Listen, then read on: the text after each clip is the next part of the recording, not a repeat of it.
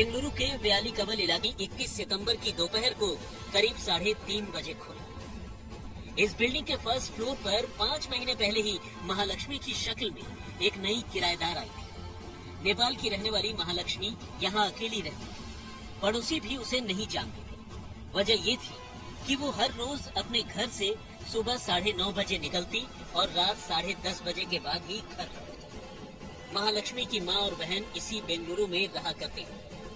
2 सितंबर के बाद अचानक महालक्ष्मी का फोन बंद हो जाता है। उसकी माँ और बहन लगातार फोन करते हैं, पर बात नहीं होती। इसी बीच 20 सितंबर को कुछ पड़ोसी बिल्डिंग के मालिक को शिकायत करते हैं कि बंद पड़े महालक्ष्मी के घर के अंदर से अजीब सी बदबू आ रही। रेंट एग्रीमेंट के वक्त इमरजेंसी कांटेक्ट के तौर पर महालक्ष्मी ने बेंगलुरु में ही रहने वाली अपनी माँ और बहन का पता और फोन नंबर दिया। मकान मालिक महालक्ष्मी की माँ को फोन करता है और उन्हें महालक्ष्मी के घर से आ रही बदबू के बारे में जानकारी देता है। बीते 19 दिनों से वैसे ही महालक्ष्मी की माँ से बात नहीं हुई थी। मकान मालिक की बात सुनकर वो घबरा जाती है। महालक्ष्मी के घर की एक चाबी माँ के पास रहती थी। वो फौरन चाबी लेकर अपनी दूसरी बेटी के साथ महालक्ष्मी के घर पहुंच जाती है। मकान मालिक और पड़ोसियों की मौजूदगी में घर का दरवाजा खोला जाता है, लेकिन दरवाजा खुलते ही अंदर से इतनी तेज बदबू आती है कि सभी पीछे हट जाते हैं। कुछ देर बाद हिम्मत कर वो फिर से अंदर जाते हैं। फर्श पर हर तरफ खून के निशान थे। मांस के छोटे छोटे लोथड़े पड़े थे और खून की एक सूखी हुई लकीर कमरे में रखे फ्रिज तक जा रही थी। जैसे ही फ्रिज का दरवाजा खुला, एक चीख के साथ सभी लोग उल्टे पैर कमरे से बाहर की तरफ भागते। उस एक पल में उन्होंने जो कुछ फ्रिज के अंदर देखा वो दहलाने वाला था। मकान मालिक सब कुछ समझ चुका था। वो फौरन पुलिस को फोन करता है। आनन फानन में पुलिस भी मौके पर पहुंच चुकी थी। अब पुलिस कमरे में जाती है, लेकिन बदबू इतनी तेज कि उनसे रुका नहीं जाता। पुलिस टीम भी बाहर निकल आती है। फिर डबल मास्क मंगाया जाता है। उस डबल मास्क के साथ फिर से पुलिस कमरे के अंदर जाती है। फ्रिज का दरवाजा खुला हुआ था। सामने सब कुछ दिख रहा था। फ्रिज के सबसे ऊपरी खाने में 2 इंसानी पैर रखे थे। बीच के खाने में इंसानी जिस्म के अलग अलग हिस्से और सबसे निचले खाने में एक सर, महालक्ष्मी का सर। अब फ्रिज के बाहर पुलिस की नजर कमरे में फर्श पर पड़ती है। फर्श पर नजर पड़ते ही खुद पुलिस वालों के पांव कांप जाते हैं। जमे हुए खून के साथ साथ छोटे छोटे मांस के टुकड़े इर्द गिर्द पड़े थे। अब forensic science laboratory and scene of crime officers यानी सोको को मौके पर बुलाया जाता है। सोको के लिए भी ये एक अजीब क्राइम सीन था। ऐसे क्राइम सीन से सबूत बटोरना हद से ज्यादा मुश्किल था। लिहाजा अब मदद के लिए सोको की टीम ने बोरिंग अस्पताल के मुर्दाघर के स्टाफ को बुलाया। मुर्दाघर के स्टाफ के पहुंचने के बाद फ्रिज से लेकर फर्श तक पर बिखरे लाश के टुकड़ों को समेटा गया और इसी समेटने के दौरान ये अंदाजा हुआ कि लाश के टुकड़ों की तादाद 30 से 40 के दरमियान। टुकड़ों में बटी इस लाश को अब मुर्दाघर भेज दिया।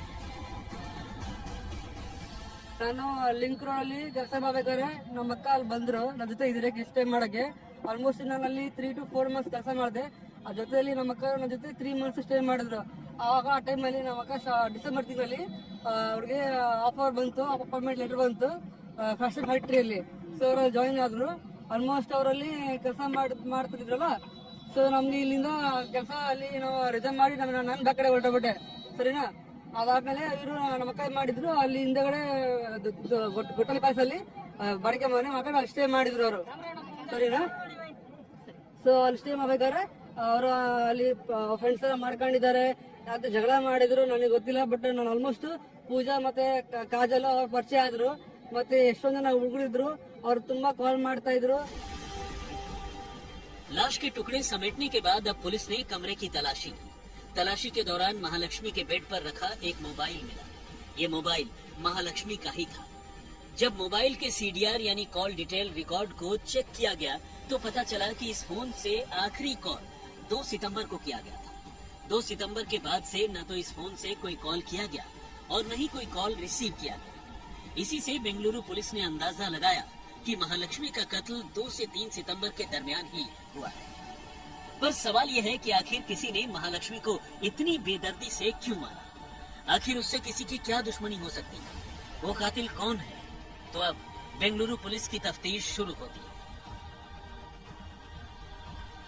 महालक्ष्मी की मां और बहन से शुरुआती पूछताछ के बाद ये पता चलता है कि 2019 तक ये पूरा परिवार नेपाल में ही रहा करता था। 2019 में ही महालक्ष्मी की हेमंत दास नाम के एक नेपाली लड़के से शादी हुई। शादी के बाद दोनों रोजगार और बेहतर जिंदगी की उम्मीद लिए नेपाल से बेंगलुरु पहुंचते हैं। बेंगलुरु में हेमंत एक मोबाइल शॉप पर काम करने लगा, जबकि महालक्ष्मी को एक नामचीन मॉल के ब्यूटी शॉप में बतौर सेल्स वुमन टीम लीडर की नौकरी मिल गई। दोनों बेंगलुरु के ही नीला मंगला इलाके में किराए के घर में रहने लगे। बाद में दोनों को एक बेटी हुई। 2023 तक सब कुछ ठीक था, लेकिन 2023 में हेमंत और महालक्ष्मी अलग हो गए। बेटी हेमंत दास के साथ ही रहती थी, जबकि महालक्ष्मी ने व्याली कवल इलाके में 5 महीने पहले यहाँ किराए का एक कमरा लिया। अब वो यहाँ अकेली रहती थी। हर 15 दिन या महीने में वो एक बार अपनी बेटी से मिलने हेमंत के घर जाती थी।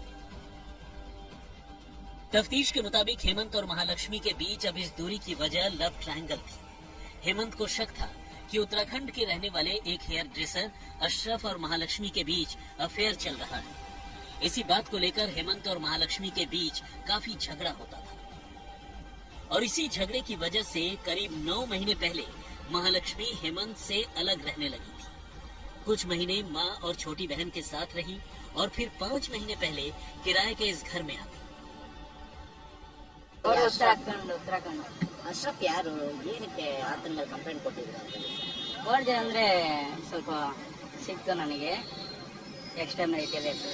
ನಿಮ್ಮ ವೈಫ್ ಜೊತೆ ಇದ್ರು ಅಂತ ನಿಮಗೆ ಡೌಟ್ ಅಥವಾ ಹೇಗೆ? ಡೌಟ್ ಅಲ್ಲ ನನಗೆ ಕಟಿಂಗ್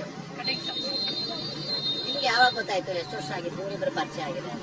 ನಮಗೆ ಗೊತ್ತಾಗಿದೆ 2023 I think May or April. ಇಲ್ಲ ನನಗೇನು ಹೇಳಿಲ್ಲ. ವೈಫ್ ಜೊತೆ ಕಂಟಿನ್ಯೂಸ್ ಕಾಂಟ್ಯಾಕ್ಟ್ ಅಲ್ಲಿ ಇದ್ರು? ಕಂಟಿನ್ಯೂಸ್ ಏನಿಲ್ಲ, ಅವರು ತಿಂಗಳಿಗೆ ಒಂದ್ಸತಿ ಬರೋದು, ಅಂಗಡಿಯಲ್ಲಿ ಒಂದಿನ ಅದ್ರ ಜೊತೆ ಮೀಟ್ ಮಾಡಿ ಮಾತಾಡೋದು ಅಷ್ಟೇ.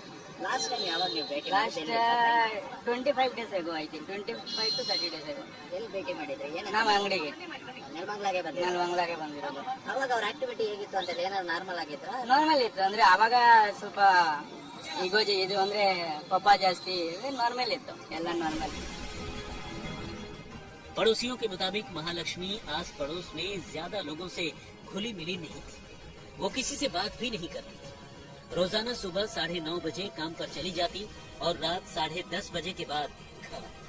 पड़ोसियों ने कुछ मौकों पर एक अजनबी को महालक्ष्मी को घर से पिक और ड्रॉप करते जरूर देखा, लेकिन वो कौन है वो नहीं जानते। बेंगलुरु पुलिस के मुताबिक वो इस बात का पता लगाने की कोशिश कर रही है कि आखिर वो अजनबी है कौन। बकौल पुलिस बहुत मुमकिन है कि महालक्ष्मी का कातिल वही अजनबी हो। बेंगलुरु पुलिस के मुताबिक वो अब तक महालक्ष्मी के पति हेमंत दास और उस हेयर ड्रेसर अशरफ, जिस पर हेमंत को शक था, उससे लंबी पूछताछ कर चुकी है। लेकिन इन दोनों से शुरुआती पूछताछ के बाद पुलिस इस नतीजे पर पहुंची है कि महालक्ष्मी के कत्ल में इन दोनों का कोई हाथ नहीं।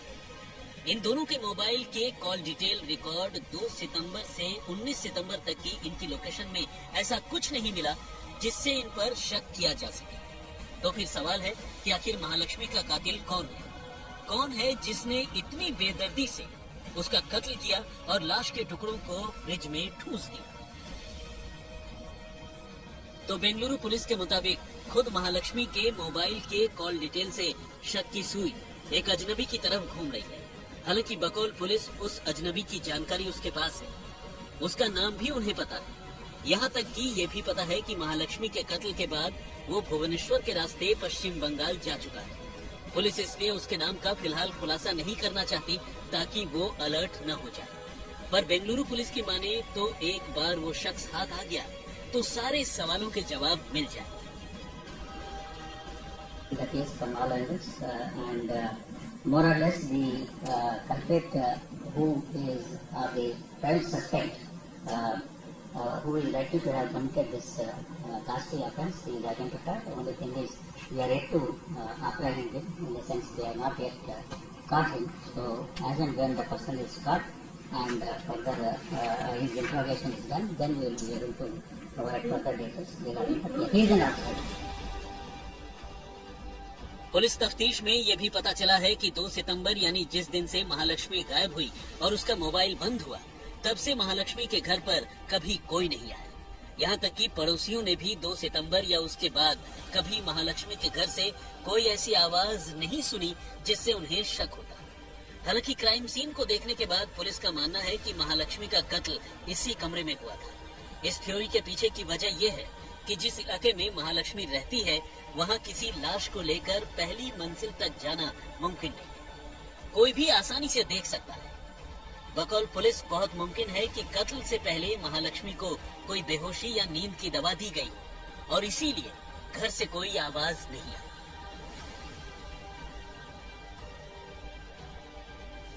जिस तरह लाश के टुकड़े किए गए हैं, उसको देखकर भी पुलिस को अंदाजा है कि ये जल्दबाजी में नहीं हुआ है। यानी कातिल ने घर के अंदर तसल्ली से लाश के टुकड़े किए। यानी कत्ल के बाद भी वो कई घंटे या बहुत मुमकिन है कि पूरी रात उसी घर में रहा। हालांकि हैरानी इस बात की है कि किसी ने उसे जाते नहीं देखा। जिस घर में महालक्ष्मी रहती थी, उस बिल्डिंग के आसपास की तमाम सीसीटीवी फुटेज को पुलिस खंगाल रही है। पुलिस को उम्मीद है कि वारदात की टाइमिंग को देखते हुए किसी न किसी कैमरे में वो अजनबी जरूर कैद हुआ होगा। वैसे जो पुलिस ये तक जानती हो कि कातिल भुवनेश्वर के रास्ते पश्चिम बंगाल पहुंच चुका है, तो जाहिर है वो कातिल का असली नाम और चेहरा भी जरूर जानती होगी। लिहाजा उम्मीद कीजिए कि बहुत जल्द वो चेहरा और नाम भी सामने होगा। सगै राज, बेंगलुरु, आज तक। महालक्ष्मी का केस 2022 में श्रद्धा केस से काफी मिलता जुलता है। महालक्ष्मी के कत्ल के बाद 19 दिनों तक लाश के टुकड़े फ्रिज में थे। दिल्ली में श्रद्धा का कत्ल 18 मई 2022 को हुआ था, जबकि कत्ल का खुलासा नवंबर में हुआ। कत्ल के बाद आफताब करीब महीने भर तक किश्तों में फ्रिज से निकाल कर लाश के टुकड़ों को जंगल में ठिकाने लगाता रहा। महालक्ष्मी शादीशुदा थी, लेकिन पति से अलग रह रही थी। श्रद्धा बिना शादी के आफताब के साथ रह रही थी। श्रद्धा के किसी और के साथ रिश्ते को लेकर आफताब को शक था। यहाँ महालक्ष्मी केस में उसके पति हेमंत को उसके अफेयर का शक था। लेकिन ये शक महालक्ष्मी के कत्ल की वजह बनी या वजह कुछ और है, इसका खुलासा तभी होगा जब कातिल पुलिस की गिरफ्त में होगा। हालांकि आफताब की तरह महालक्ष्मी के केस में फिलहाल पुलिस ने उसके पति हेमंत दास को एक तरह से क्लीन चिट दे दी है, यानी वो अपनी पत्नी का कातिल नहीं है।